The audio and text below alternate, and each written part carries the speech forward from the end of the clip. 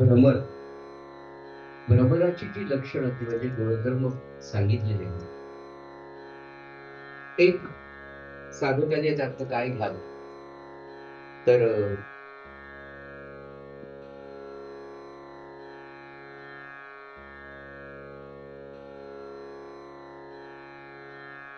साधकाने भ्रमराकडनं काय घ्यावं.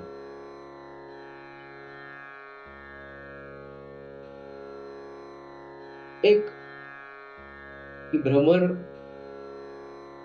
परिमळ सेवन करत असताना ज्या वेगवेगळ्या फुलांवर ज्या फुलांमध्ये तो जातो, ते लहान असो मोठा असो, त्याच्या पाकळ्या जाड असो नाजूक असो, त्या पाकळ्यांना त्या फुलांना काहीही त्रास न होऊ देणं आणि आपण परिमळ सेवन करत राहणं, हा एक त्याचा सद्गुण आहे. आणि दुसरा, परिमळ सेवन करत असताना, सुगंध सेवन करत असताना त्यामध्ये अडकून पडणं, हा अवगुण म्हणावा. माणसानी प्रपंचामध्ये असं वागावं की आपलं वागणं कुणाला न खुपणार असा, आपल्यापासून कुणाला त्रास होणार नाही. संतांच्या, सद्गुरूंच्या, योग्यांच्या बाबतीमध्ये अगदी त्यांचं वागणं असं असतं की ते जिथे जातील, ज्यांच्या सहवासात राहतील, अगदी 5 मिनिटांपासून तर अनेक वर्षांचा सहवास त्या सत्पुरुषाचा ज्याच्या जसा प्रारब्ध आहे तसा मिळतो. पण संत महात्म्यांच्या सहवासात राहताना सगळ्यांचा अनुभव हाच असतो, तो म्हणजे आत्यंतिक आनंद, आत्यंतिक समाधान संतांच्या सहवासामध्ये मिळतं. याचं कारण काय? तर हा योगी, हा संत, हा संत महात्मा याचं वागणंच असं असतं. महाराज म्हणाले ना की आपलं वागणं कसं असावं, की ज्यांना आनंद हवा आहे त्यांनी आपल्याकडे धावून या. दुसरं महाराज म्हणाले आपलं वागणं कसं असावं, तर जगाने आपल्याशी कसं वागावं हे जे आपल्याला वाटतं तसं आपण लोकांशी वागावं. आपल्याला सगळ्यांना असं वाटतं की सगळ्यांनी आपल्यावर प्रेम करावं, आपल्याला आदर करावा, आपल्याला रिस्पेक्ट द्यावा, आपली अच्छा उच्छा करावी. आपण कुठे गेलो की आपल्याला पटकन पहिल्यांदा विचार, वा वा तुम्ही आले, मग आपण खुश.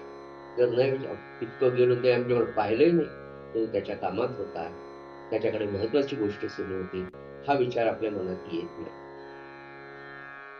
थोडक्यात सांगायचं म्हणजे त्या भ्रमराचं त्या फुलांशी जे वर्तन आहे की त्याला परिमळ घ्यायचा आहे, तर तो परिमळ घेताना त्याचं कार्य करत असताना तो भ्रमर हा विचार करतो की माझा त्रास या पाकळ्यांना होतो.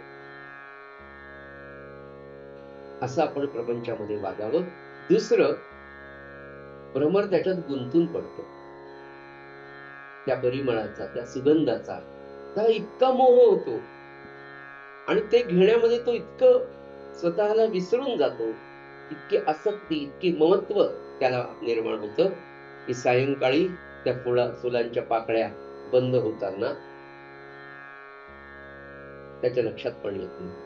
आणि लक्षात आलं तरी त्या फुलाला पुन्हा त्रास होऊ नये म्हणून भ्रमर त्याच्यातच राहतो, कधी कधी त्याच्यात अडकून पडतो आणि त्यामध्येच त्याचा मृत्यू देखील होईल. सूत्र त्याचं काय आहे, तर तो तिथे गुंतणं. आणि हे न गुंतणं आपल्याला शिकायचं असतं की या प्रपंचामध्ये आपण कर्तव्य करू, मुलगा आहे, सून आहे, बायको आहे, सगळ्यांप्रती. पण परमात्म्याने हे जे विश्व निर्माण केलं, या निर्माण केलेल्या विश्वामध्ये आपल्याला एक कार्य दिलेलं आहे. म्हणून महाराज नेहमी म्हणतात की तुम्ही एका विशेष कार्यासाठी जन्माला आले. आपण सगळेजण विशेष कार्यासाठी जन्माला. ते कोणतं विशेष कार्य आहे? भगवंताला जाणून घ्या. प्रत्येक मनुष्याला भगवंतानी त्याच्यासाठी जन्माला घातलंय की अरे आता तू मला जाणून घे. तू मला जाणून घे याचा अर्थ काय, तर तू अखंड आनंदात राहा. तेच तुझं आणि माझं स्वरूप आहे. नवे नवे तू आणि मी एक आहे. म्हणून महाराज नेहमी म्हणायचं बघ, अरे रामाच्या दर्शनाची अपेक्षा म्हणजे फारच थोडी गोष्ट आहे. महाराज म्हणजे तुला राम व्हायचं, तुला राम व्हायचं, तुला राम. म्हणजे आपल्या समोर किती मोठं ध्येय महाराजांनी. आणि खरं होतं काय जन्म, आपलं ध्येयच ठरलेलं नसल्यामुळे फार त्रास. अहो इतके वर्ष झालं, अहो आता आमचं 85 झालं. अहो कशामुळे 85 झालं? मेले नाही म्हणून. काय करतो तुम्ही मला सांग.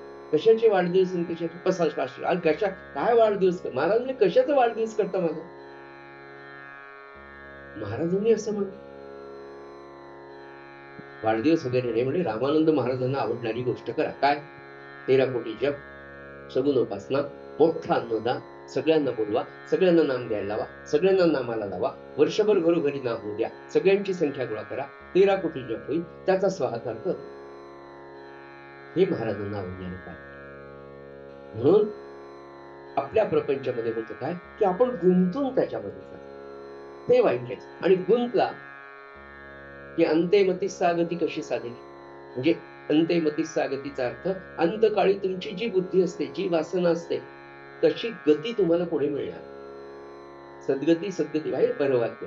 सद्गती आणि परमपदाची प्राप्ती व्हावी अशी ज्यांची खरी तीव्र इच्छा असेल त्यांनी सदा सर्व काळ रामनामाचे स्मरण करावे असं ब्रह्मानंद महाराजांचं आहे.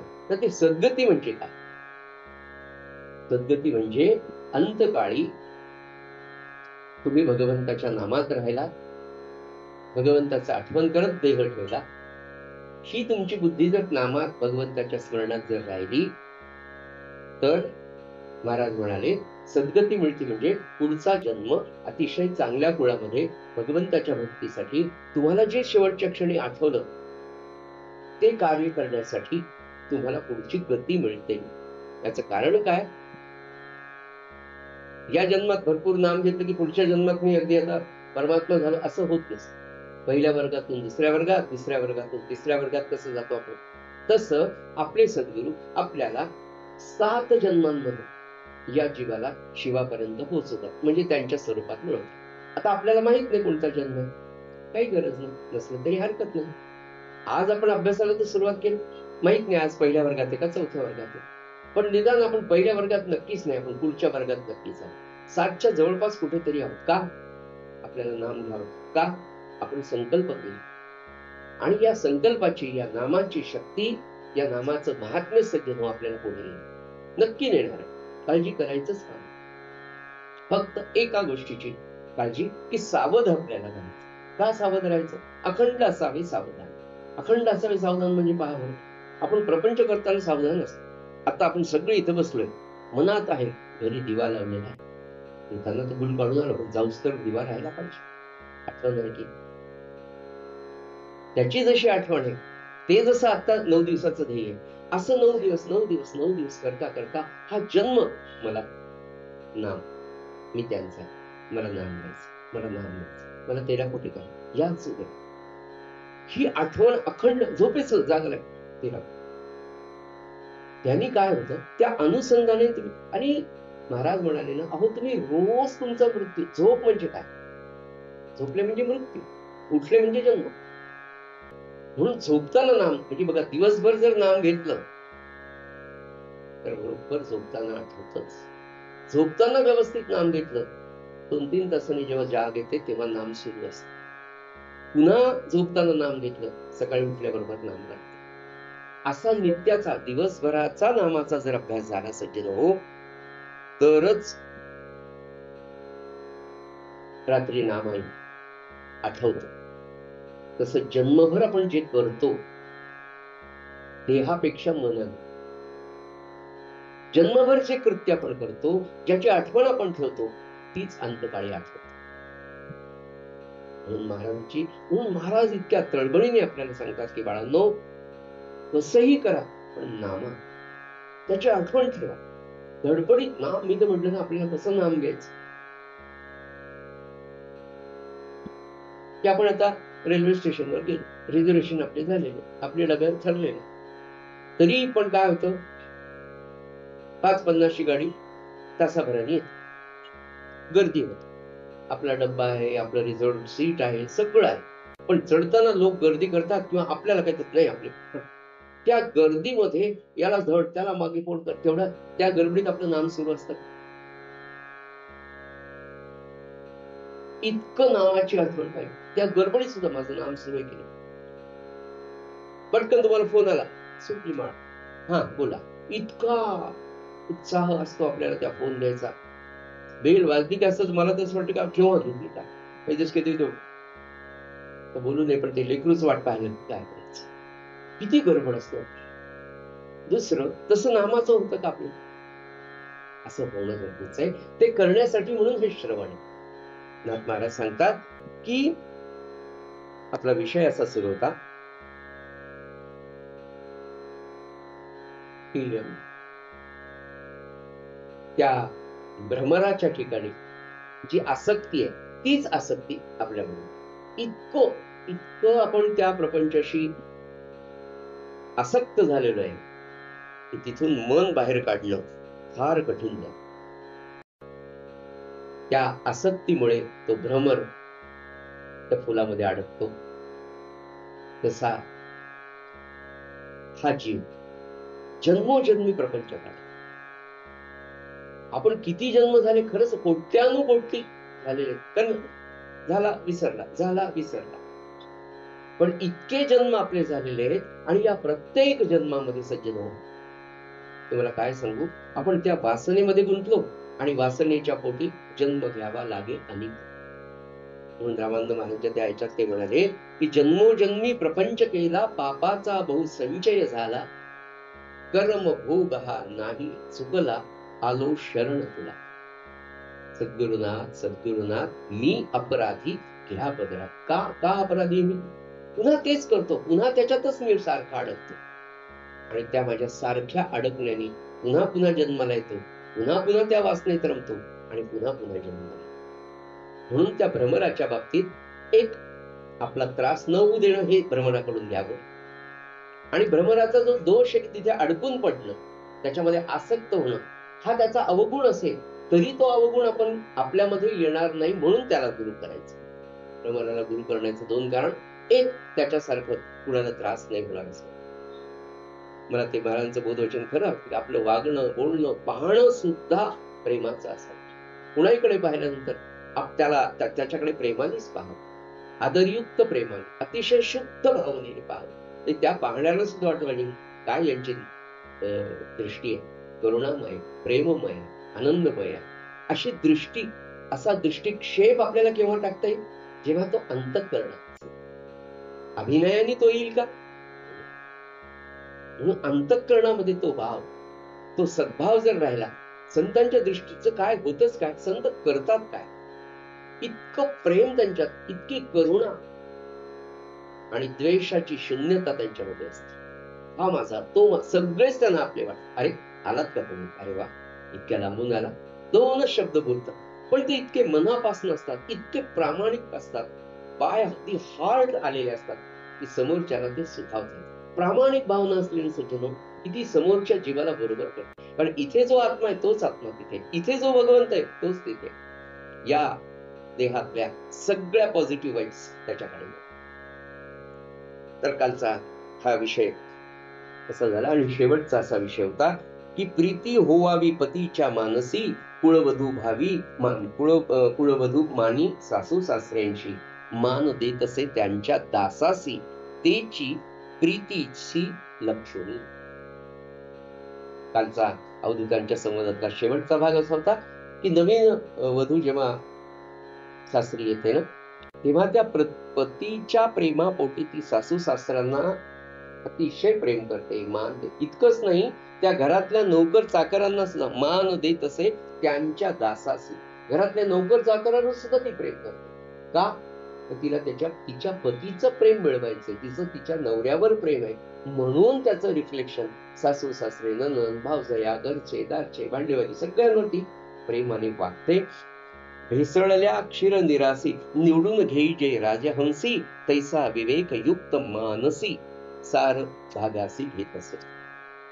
अगदी दूध आणि पाणी जर एकत्र केलेलं असेल तर नीर क्षीर विवेक ज्याला म्हणतात, फक्त त्या एकत्र झालेल्या दुधाला आणि पाण्याला वेगवेगळं करण्याचं काम जसा राजहंस विवेकाने करतो किंवा राजहंसाला त्यातलं बरोबर दूध काढून घेता येतं, तसा विवेक असलेला माणूस किंवा विवेक असलेला सत्पुरुष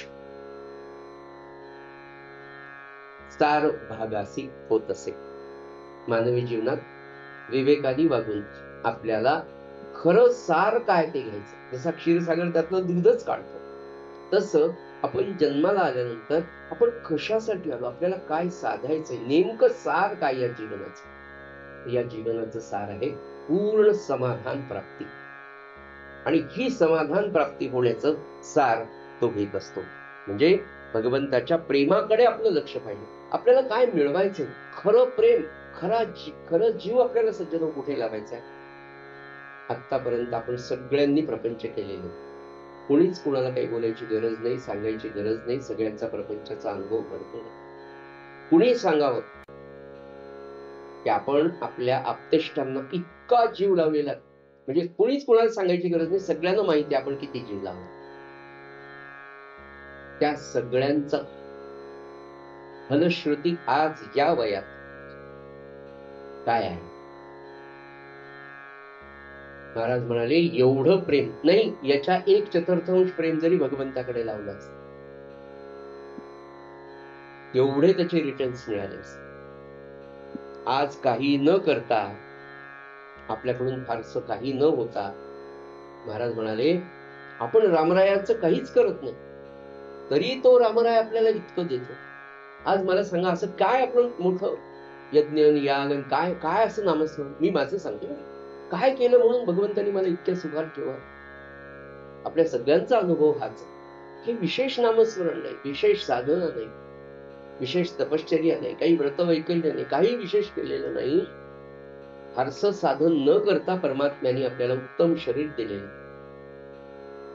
अतिशय चांगला प्रपंच दिला, इतका की आपण त्याच्यात आज इतके इन्व्हॉल्व की आपण त्याच्यात ते सोडून भगवंताकडे सुद्धा यायला तयार.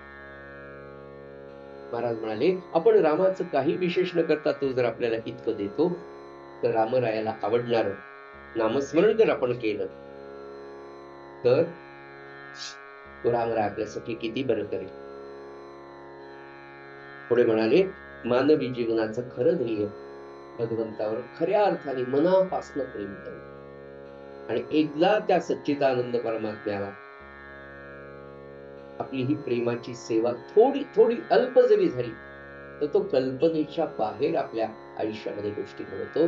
नवे नवे आतापर्यंतच आपल्या कल्पनेच्या, प्रत्येकाने आपलं बालपण, आपलं कौमार्य अवस्था, आपली तारुण्य अवस्था आटवावी. आपली शक्ती, आपली बुद्धी, आपलं शिक्षण, आपली सत्ता, आपलं ज्ञान, या मानाने आपल्याला परमात्म्याने किती दिलं.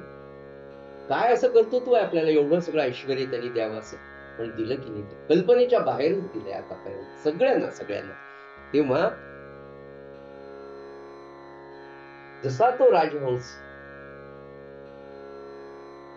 त्या पाणी आणि दुधाच्या मिश्रणातलं दूध बाजूला काढतो, तसं जगामध्ये सत्याचं हे मिश्रण आहे सज्जन हो, हे योगी विवेकाने अतिशय व्यवस्थितपणे एवढं सत्य ग्रहण करतो.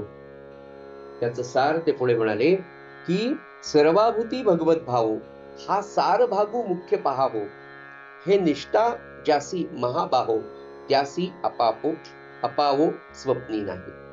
भरलेल्या जगांतू सार भागितो योगयुक्तू, यदुसी अवधूत सांगतू, गुरु वृत्तांतू लक्षणे. या सगळ्यांचा सार सज्जन असा आहे की हे सगळं जे दृश्य जग आपल्याला दिसतं, यातलं जे दिसणारं आहे हे सगळं असार आहे, घेण्यासारखं नाही. सार काय मग या दृश्य विश्वातलं सार? भगवंतावरचं प्रेम, तो भगवंत सार रूप आहे. दिसणारं दृश्य वस्तू सगळ्या असार आहे, पण त्याच्या मागे काम करणारी जे भगवत स्वरूप आहे, जे परब्रह्म स्वरूप आहे, ज्याला आपण भगवंत असं म्हणतो, तो सार फक्त आपण लक्षात घ्यावा. आणि हा सार लक्षात घेतल्यानंतर सर्व ठिकाणी, सर्व पाणी मात्रांच्या ठिकाणी तो भगवंत वसत आहे हे सार रूपाने जर लक्षात ठेवलं, आणि जिथे जिथे म्हणून मी पाहिल जे जे म्हणून दृश्य मला दिसेल ते सगळं दृश्य विश्व भगवंतच आहे, असा सारखा जन्मभर जर तुम्ही अभ्यास केला तर म्हणाले आत्मज्ञान याच जन्मामध्ये झाल्याशिवाय राहणार, आणि सगळ्या ठिकाणी भगवंत भरला अशी भावना सज्जन होणं हीच आपल्या आयुष्याची सगळ्यात मोठी सर्वोच्च मूल्य असलेली गोष्ट आहे. आणि ही निष्ठा ज्याला साधते, कोणती? सगळीकडे भगवंत भरलेला आहे, ही निष्ठा ज्याला सज्जन साधते त्याला महाराज म्हणतात स्वप्नात सुद्धा अपाय नाही. जो दिवसभर सगळ्या दृश्य विश्वाकडे अशा भावनेने पाहतो तो स्वप्नात देखील हसत नाही. सज्जनो, खरोखर मी तुम्हाला अनुभवाने सांगतो, जेव्हा एक 8-15 दिवस एखादा आठवडा सुंदर नाम होतो, आपण कोणावर चिडत नाही, आपल्याला काही वाईट वाटत नाही, अगदी आपण सगळे एका मार्गात नाही म्हणून तुम्हाला सांग, आणि छान 3-4 दिवस, आठवडा नाही, मी म्हणतो 3-4 दिवस आहे, 2 दिवस जरी उत्तम नाम झालं, आपल्या मनाच्या विरुद्ध गोष्टी घडली, कारण आपण त्या मार्गावर येतात का म्हणून सांग, एखादी आपल्या मनाच्या विरुद्धही गोष्ट झाली, छान नाम होत आहे, महाराज आहे, पारायण आहे, वाचन चांगलं होत आहे, श्रवण चांगलं होत आहे, आणि छान नाम चालू, असे जेव्हा काही दिवस जातात ना, आणि अशा अतिशय चांगल्या अनुसंधानाच्या दिवसांमध्ये काही स्वप्न आपल्याला पडतात. हा प्रत्येकाचा अनुभव प्रत्येकाला आयुष्यात आलेलाच आहे, की त्या स्वप्नामध्ये सुद्धा आपल्याला जाणवत आहे की आपण भगवंताचा विचार करतो. आपण जो काही आपली कुलदेवता असेल, आपले महाराज असतील, आपली जे काही उपास्य देवता आहे, की ज्याचं चिंतन, ज्याचं अनुसंधान, ज्याचं नामस्मरण आपण अखंड करत आहोत, त्याची अनुभूती स्वप्नात सुद्धा येते. जेव्हा 24 तास, 48 तास, 72 तास आपण त्या अनुसंधानामध्ये, त्या नामामध्ये सज्जन ज्या वेळेला राहतो ना, खरोखर त्याची अनुभूती स्वप्नामध्ये सुद्धा येते. म्हणून ते म्हणाले की असा साधक की ज्याची निष्ठा आता पूर्ण केली, सगळं भगवत स्वरूप, आणि खरोखर आपण सुरुवातीला हा अभ्यासच करावा लागतो. आपल्याला आपल्या आवडीची व्यक्ती समोर आली तर एकदम छान वाटतं. आपल्याला ज्यांचा राग आहे, ज्यांनी कोणी आपल्याला अपमान केलेला आहे, अशा व्यक्ती जेव्हा आपल्या मनामध्ये राहतात, म्हणून ते म्हणाले, महाराज काय म्हणाले, तुम्ही मनात ठेवूच नका. मनात जर राहिलं नाही तर तो द्वेष कमी होण्यासाठी, आणि द्वेष जेव्हा आपला कमी होईल सज्जन, तो द्वेष, तो मत्सर कमी झाल्यानंतर जे अंतःकरण तयार होतं महाराज माणसाचं, त्या शुद्ध अंतःकरणामध्ये झालेलं भगवंताचं नामस्मरण तुम्हाला तुमच्या अंतर्मनामध्ये जेव्हा पोचतं, तेव्हा त्याचा रिझल्ट स्वप्नामध्ये सुद्धा तुम्हाला पाहायला मिळतो, की स्वप्नामध्ये सुद्धा तुम्हाला तेच आठवतं. भाऊसाहेब केतकर होते, एक दिवस त्यांना स्वप्न पडलं, आणि त्या स्वप्नामध्ये काय, कोणत्या वेळेला कोणाला काय स्वप्न पडेल हे काय आपल्या हातात नाही, आणि त्या स्वप्नामध्ये एक मूठ मारणारी व्यक्ती त्यांच्या स्वप्नात आहे, आणि ती म्हणाली, भाऊसाहेब तुम्हाला मूठ मारू का, म्हणजे तुम्हाला करणी करू का, मूठ मारू का? भाऊसाहेब काय म्हणाले, थोड्या वेळ थांब, मी महाराजांना विचारून येतो, ते जर हो म्हटले तर मार, नाही तर नको. हे इतकं कसं झालं, अखंड महाराजांचं चिंतन, प्रत्येक गोष्ट त्यांना सांगून करणे. म्हणून आपण जे केलं, की आपण अभ्यास करतो अनुसंधानाचा, तो हाच आहे की प्रत्येक प्रपंचातली गोष्ट त्यांना सांगून करावी. किंबहुना आपल्याकडे प्रत्येक कृत्य झाल्यानंतर कृष्णार्पण असं म्हणायची एक सवय. याचा अर्थ काय सज्जन? खूप गोष्ट साधी दिसायला दिसते. प्रत्येक गोष्ट कृष्णार्पण म्हणणं म्हणजे अखंड त्याचं ध्यान करणं, अखंड त्याचं किती म्हणून सांगावं तुम्हाला. वॉशरूमला जरी जायचं असेल तर भाऊसाहेब स्वारीला सांगून जातो. सूत्र काय? तिथे जाऊन जायचं काम पडलं, तिकडे गेलो डायरेक्ट, त्यांना सांगितलं.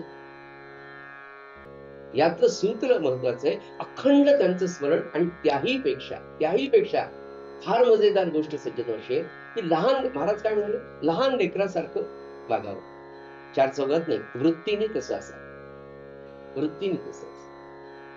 लहान लेकरू पहा असताना प्रत्येक गोष्ट आईला सांगत, आई मी खेळायला चाललो, आई मी ट्युशनला चाललो, आई मी शाळेत मला, मी आई. तो जो भाव आहे त्यात, आणि त्या भावामध्ये अखंड आईचं जे स्मरण आहे, ते स्मरण, ते अनुसंधान, त्यालाच अनुसंधान म्हणतात, ते अनुसंधान सद्गुरूंप्रती राहणं. याच्यासाठी सकाळी उठल्यापासून तर रात्री निजेपर्यंत नवे नवे, रात्री जाग जरी आला, महाराज जाग आली, इतकं महाराजांना प्रत्येक गोष्ट सांगितलं, ते अखंड अनुसंधानाचं साधन. आणि मग ते म्हणतात की अशी निष्ठा की भगवंत सगळ्या प्राणी मात्रांमध्ये भरलेला आहे, ही भावना ज्या साधकाच्या मनामध्ये अशी निष्ठा निर्माण होते, त्याला स्वप्नामध्ये सुद्धा अपाय नाही म्हणत. आणि असं जर चिंतन आपण जन्मभर केलं, मग अंत्यमती सागती, किती छान होईल. म्हणजे अंतकाळ आला, आपल्याला कळालं आणि यमदूत दिसले, तरी आपण काय म्हणू, महाराज ते दिसतायत चला. आणि महाराज याचाच अर्थ नाम, कारण परमात्मा म्हणजेच सद्गुरू, आणि सद्गुरू म्हणजेच नाम. म्हणजे तुम्हाला नाम नाही आठवलं एखाद्या दिवस आपल्या मनात, आपण महाराज महाराज करतो, नाही नामतकाळी नामाच्या ऐवजी महाराज, अहो महाराज म्हटलं तरी तेच होणार आहे जे नाम घेतलं. पण महाराज हे शुद्ध स्वरूप आहे त्या नामाचं, त्या चैतन्याचं खरं रूप नामच. म्हणून ते म्हणाले की मी देहात होतो तरी मी नव्हतो, आता मी देहात नाही तरी मी आहे. याचं कारण मी एका त्या नामात आहे. नाम हे खरं चैतन्य आहे, तेच परब्रह्म आहे. आजच्याच प्रवचनातलं शेवटचं उद्वचन असं आहे की कलियुगामध्ये दुसरा अवतार नाही, फक्त नामावतार. हे नामावतारचं, आपली जी परंपरा आहे सज्जनो, ही सगळी नामावताराची परंपरा. म्हणून ते म्हणाले की असं स्वप्नात आपण अनेक गोष्टींनी भरलेल्या या विश्वामध्ये, हे विश्व किती गोष्टींनी भरले, तर अनेक गोष्टींनी भरलेली या विश्वामध्ये जो सारग्राही आहे तोच खरा योगी युक्त आहे, असं त्यांचं वचन. म्हणजे काय, म्हणजे या सगळ्या विश्वामध्ये सारभूत असलेला भगवंत जो कायम लक्षात ठेवील, तो खरा योगी आहे, तो खरा योगी युक्त आहे, तोच खरा योगी आहे. आणि आपल्याला त्या मार्गापर्यंत जायचं, आपल्याला ते अचीव करायचं, आपल्याला ते गाठायचं. अवघड काही आहे का? नाही. अभ्यासक्रम अवघड आहे का? नाही. अवघड अभ्यासाला बसणे, अभ्यास करणं अवघड आहे. त्याचं कारण पुन्हा अज्ञान आणि आळस, अज्ञान आणि आळस. म्हणून थोडासा आळस झटकला आणि अभ्यासाला जर आपण बसलो, रोज रोज नित्याचा अभ्यास आहे, रोज म्हणत असताना प्रत्येक क्षणाचा हा सज्जन, असा योगी युक्त सत्पुरुष होणं हे मानवी जीवनाचं ध्येय आहे, की जो अखंड जिकडे तिकडे भगवंताला पाहणं. आणि ते आपल्याला साधत नाही, ते साधण्यासाठी म्हणून नाम आहे. नाम घेत गेलं ना की वृत्ती हळूहळू सूक्ष्म होती. कशी होती? ते नामाच्या अभ्यासाने, ते सांगणं, असं सांगण्याची ती अनुभूती होते, बिलकुल होते. म्हणजे मनुष्य इतका अकुंचित मनाचा आहे, त्या अकुंचित मनाला विशाल करण्याचं काम नाम करतं. आता तुम्ही म्हणाल कसं करतं? तर एक दगड आहे आणि त्या दगडावर एक मोठा दगड आहे, त्या दगडावर 4 इंची पाईपनी तुम्ही पाणी सोडले दिवसभर, बंद केल्यावर अर्धा तास ऊन पडू द्या, दगड वाळले.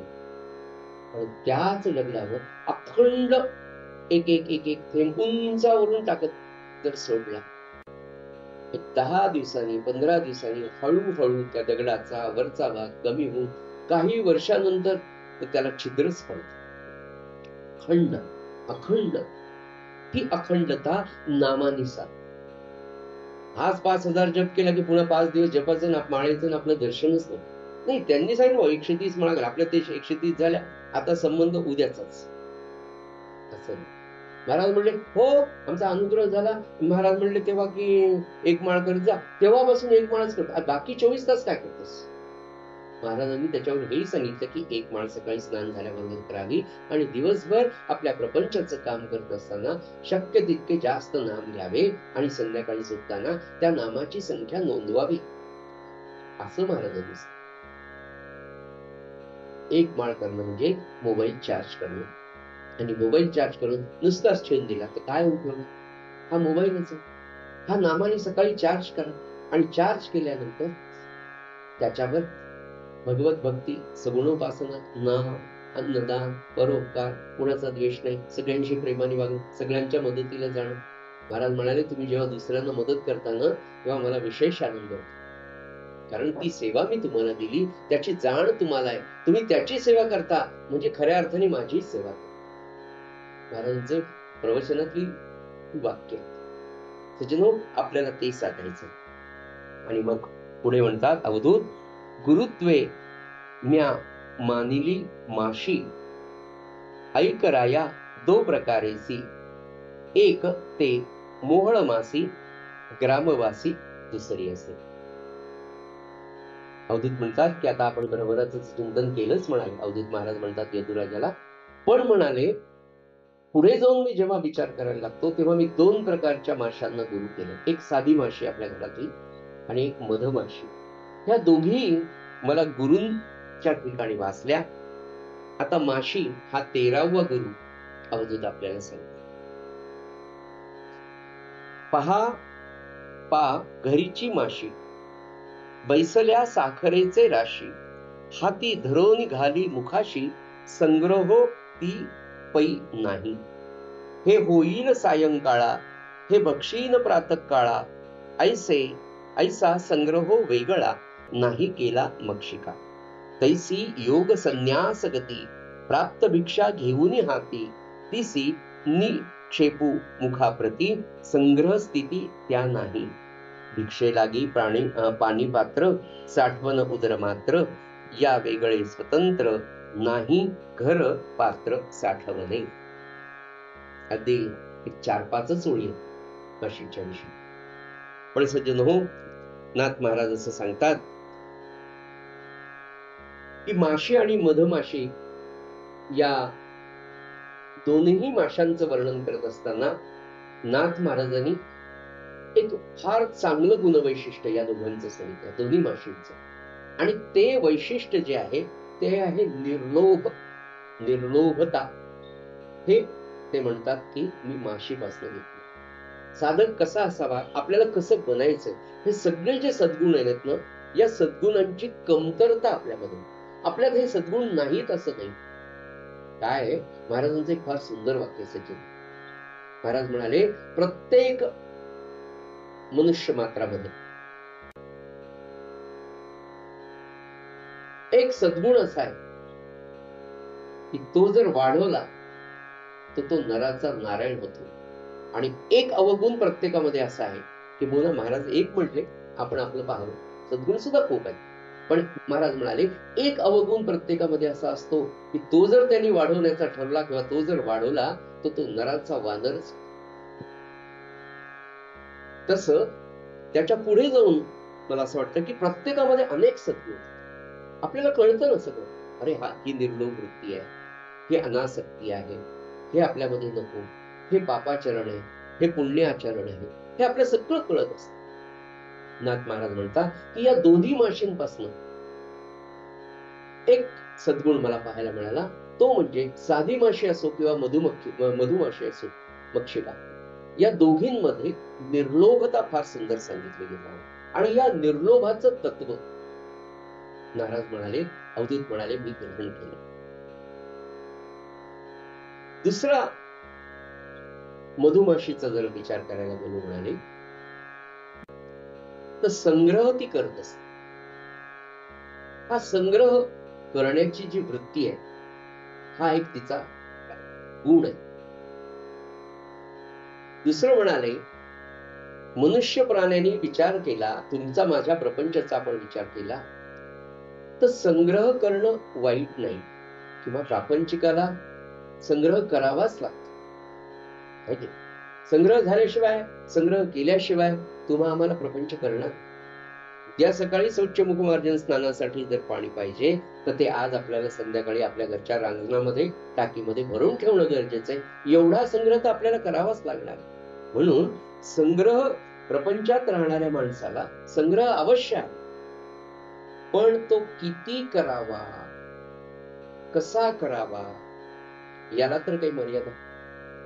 नाथ महाराजांचं सांगणं असं आहे की आपण स्वतः, आपल्या कुटुंबातले सदस्य, आपल्याकडे आला गेला इतक्यांना पुरणारं अन्न, वस्त्र, पैसा अडका, औषध पाणी, आपण स्वतः, आपल्या कुटुंबातले सदस्य, आपल्याकडे येणारा जाणारा यांना पुरेल एवढं अन्नधान्य, वस्त्र प्रावरण, औषध पाणी, याच्यासाठी लागणारा पैसा आणि इतर थोड्याफार वस्तू संग्रहामध्ये असाव्या, गैर नाहीये.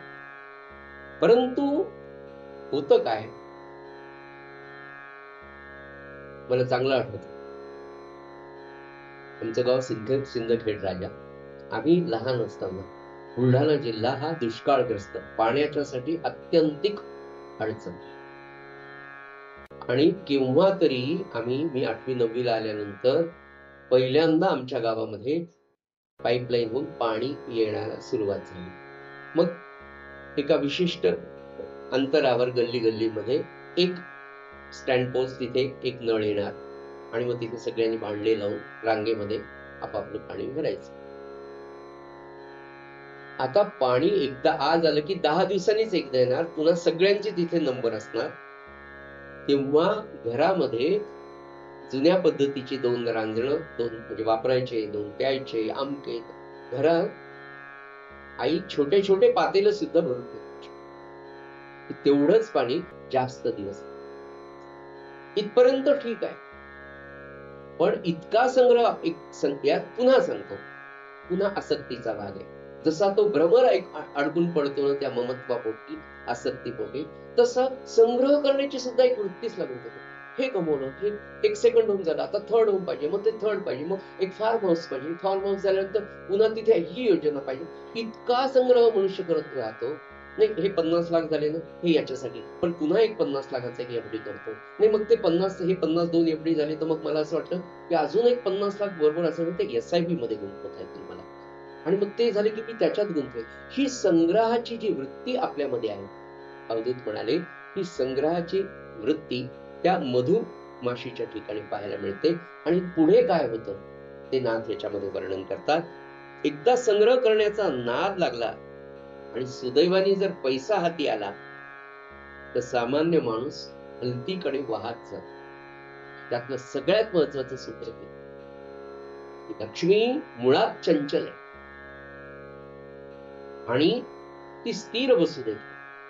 त्यातही ती जर वाममार्गाने कमवलेली असेल तर ती तुम्हाला स्वस्थ चित्त तर कधीच बसू देत नाही, आणि ती वेगवेगळ्या प्रकारे ब्रह्मानंद महाराजांच्या भाषेमध्ये अंगावर फुटून निघते. याचे वेगवेगळे अर्थ आपण घेऊ. मुळात ती चंचल आहे आणि एकदा पैसा भलतीकडे माणूस वाहत गेला आणि त्याच्यातून काय होतं म्हणाले, पुन्हा एकदा सांगतो, संग्रह करण्याची वृत्ती, पैसा हाती आला, भलतीकडे वृत्ती गेली, आणि पुढे काय होतं, विनाकारण, म्हणजे लहानपणी आपण सगळ्यांनी आपल्या शाळेच्या डब्यामध्ये शिळीपोळी आणि लोणचं नेलेलं, इथपासून आपली सुरुवात आहे, निदान माझी तरी. आणि पैसा हाती आल्यावर अमक्या वस्तूशिवाय नाही, आता तर AC शिवाय झोपच येत नाही बाबा.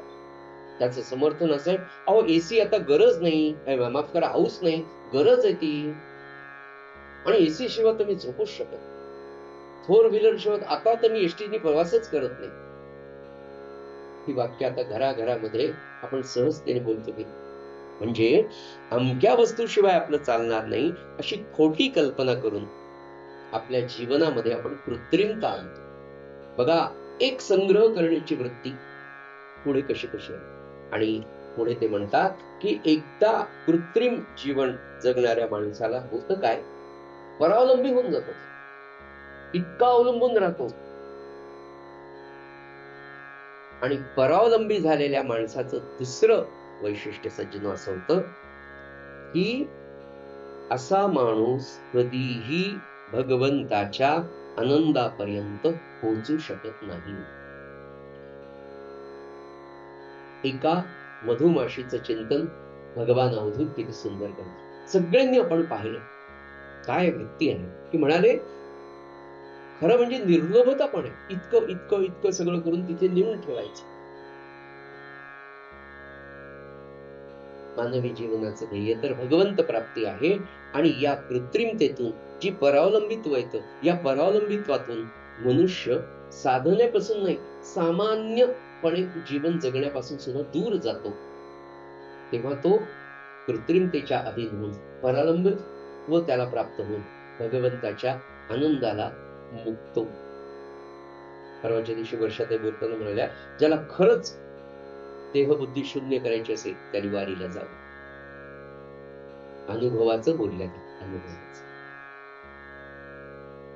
किती कसे लाखो लोक पाऊस वरून पडतोय दिवसभर थकलेले खाली एक मेनकापड आणि पांघरायला एक मेनकापड त्याच्यामध्ये सुद्धा गाढ झोपू शकतो. भूक लागल्यानंतर खरी खरी चव जी असते ना ती भुकेला असते. अन्नाला चव त्या मानाने कमीच असते. होतं काय आपल्याला भूक न लागता आपण जेवायला बसतो तहान न लागता पाणी पितो म्हणून त्या जलाचं त्या पाण्याचं किंवा त्या तहानेचा आनंदच आपल्याला मिळतो. कर्र तुम्ही राहा आणि त्याच्यासाठी उत्तम दिवस आहेत सध्या आपले 9 दिवसाचे उपवास. पुन्हा मी नम्रपणे सांगतो सुनीता विल्यमची ती इंटरनॅशनल प्रेस कॉन्फरन्स तुम्ही अवश्य पहा. की आता सुनीता विल्यम परत अंतराळातून येणारच नाही इथपर्यंत नवे नवे तिलाही हे माहित होतं. तिने जी इंटरनॅशनल प्रेस कॉन्फरन्स घेतली त्याच्यात स्पष्टपणे सांगितलं की मी आणि माझ्या बरोबरचा माझा सहकारी आमच्या दोघांच्या लक्षात आलं होतं की आपल्या जवळचं अन्न आणि पाणी संपलेलं आहे. हे फार तर 3, 4, 5 दिवस आठवडाभर पुरेल आणि त्याच्यानंतर आपल्याला आपण केव्हा पृथ्वीवर पोचणारच की नाही हे पण माहिती नव्हतं. जवळजवळ आपण पोचणार नाही आणि आपला मृत्यू इथे अंतराळातच होतो की कुठे होतो माहिती. आणि अशा स्थितीमध्ये मी माझ्या लॅपटॉपवर पाहिलं म्हणाले पहिल्यांदा बायबल वाचलं नंतर कुराण वाचलं काही समाधान मिळालं नाही. भारतीय वंशाची सुनीता विल्यम असल्यामुळे तिने रामायण महाभारत भगवद्गीता चातुर्मास असे सगळे ग्रंथ वाचायला सुरुवात केली आणि तिच्या एकदम क्लिक झालं हे अन्न कमी आहे पाणी कमी तर काहीच नाही ना. आपल्याकडे नवरात्रीचे उपवास असतात चैत्रात आणि आश्विनामध्ये. तेव्हा आपली आई नुसत्या ग्लासभर पाण्यावर एका फळावर आजही कितीतरी स्त्रिया आणि पुरुष असे की एका फळावर राहतात ताक पितात किंवा पाणी पितात कुठलं तरी एक घेतात आणि 9 दिवस त्यांची एनर्जी कायम राहते. नवे नवे आपल्या देशाचा प्रधान सेवक आपले प्रधानमंत्री 9 दिवस पाण्यावर राहतात आणि त्यांची एनर्जी आजही 20-22 तास राहते. सुनीता विल्यम म्हणाल्या ह्या भारतीय संस्कारांचं सगळं मला स्मरण झालं आणि मी ठरवलं की आपण आता वाचू शकतो अन्न पाण्याशिवाय आपण राहू शकतो. आणि मनोमन मी ते पाहिलं आणि त्याच्यानंतर सुनीता विल्यमला जे अनुभव आलेले ते तिने नासाला पाठवले आणि नासाने तिला आलेल्या अनुभवांवरून नासामध्ये तर भारतीय तत्वज्ञान भारतीय परमार्थ भारतीय अध्यात्मावर एक वेगळं डिपार्टमेंट रिसर्च डिपार्टमेंट काढलेलेच आहे तिथे काम सुरूच आहे. पण सुनीता विल्यम सारख्या अंतराळवीरा की जी 2दा अंतराळात जाऊन आले तिचे विशेष अनुभव तुम्ही युट्यूबला जाऊन पहा. ती म्हणाली आम्ही जेव्हा बाहेर पाहत होतो आम्हाला जे दिसत होतं तेव्हा ती म्हणाली की सिंहावर बसून आलेली देवी आम्हाला दिसत तिच्या हातात त्रिशूळ होता. अशा आकाराची अस्पष्ट चित्र आम्हाला स्पष्ट दिसत होती. सांगताय कोण याला फार महत्व.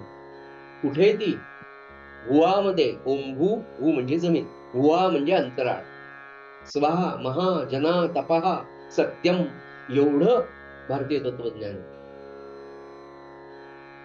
भारतीय विज्ञान तर अजून फक्त भुवामध्येच खेळते.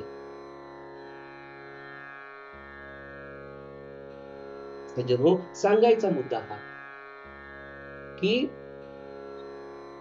ही जी संग्रह करण्याची वृत्ती आहे हा पण एक नाद आहे. ही पण एक आसक्ती आहे.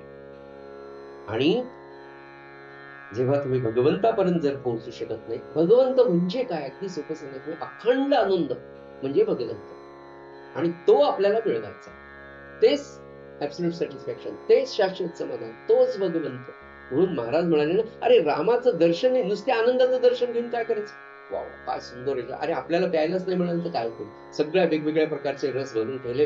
हा आनंद आहे, हे पिलं की खूप छान आनंद. याच्यावर मी तासभर लेक्चर दिलं, काही उपयोग आहे का. त्याच्यापेक्षा एक ग्लासभर जर दिलं तर ती जी महाराज म्हणाले, नुसतं रामाचं दर्शन नाही, तुला राम व्हायचंय. म्हणजे हु इज द राम, कोण आहे राम. अखंड आनंद हा राम, तो इथेच भोगायचा आहे पुन्हा. याची देहा, याच प्रपंचात आपल्याला आनंद आनंद मिळू शकतो 100%. उदाहरण आदरणीय सगळे महाराज, काय परिस्थिती मला सांगा. प्रत्येक सत्पुरुषाची जेव्हा ब्रह्मचैतन्य महाराज स्वतः सांगतात, अरे कोणी भोगली नसेल इतकी गरिबी मी भोगली, तरी ते आनंदाच्या अतिशय उच्च पातळीवर, आणि त्यांना तेच आपल्याला द्यायचंय सज्जनो. म्हणून अगदी कमीत कमी संग्रह करून मनुष्य कसा आनंदामध्ये राहू शकतो, जगू शकतो, हे जर प्रत्यक्ष पाहायचं असेल तर नाथांनी माशीचं आणि मधुमाशीचं आपल्याला गुरु करायला सांगितलं किंवा त्यांचं वर्णन केलं. आता नेमकी माशी काय करते आणि मधुमाशी काय करते, अवधूत म्हणाले आपण उद्या पाहू. आजची झालेली सेवा महाराजांच्या चरणी अर्पण करूया आणि आपली नित्याची प्रार्थना आपण घेऊया. श्रीराम समर्थ. आवडीने भावे हरी नाम घेसी, आवडीने भावे हरी नाम घेसी, तुझी चिंता त्यासी सर्व आहे, सर्व आहे. आवडीने भावे नको खेद करू, कोणत्या गोष्टींचा नको खेद करू, कोणत्या गोष्टींचा पती लक्ष्मीचा जाणतसे, जाणतसे. आवडीने भावे नको सकल जीवांचा करी तो सांभाळ, सकल जीवांचा करी तो सांभाळ. तुझ मुख लील ऐसे नाही, ऐसे नाही. आवडीने भावे जैसी स्थिती आहे, तैशा परी राहे. जैसी स्थिती आहे, तैशा परी राहे.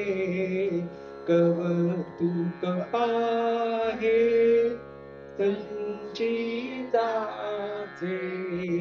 संचिताचे. आवडीने भावे एका जनार्दनी भोग प्रारब्धाचा, एका जनार्दनी भोग प्रारब्धाचा. हरी कृपे त्याचा नाश आहे, नाश आहे. आवडीने भावे हरी नाम घेसी, तुझी चिंता त्यासी सर्व आहे, सर्व आहे. आवडीने भावे आवडीने भावे, आवडीने भावे. सद्गुरुनाथ महाराज की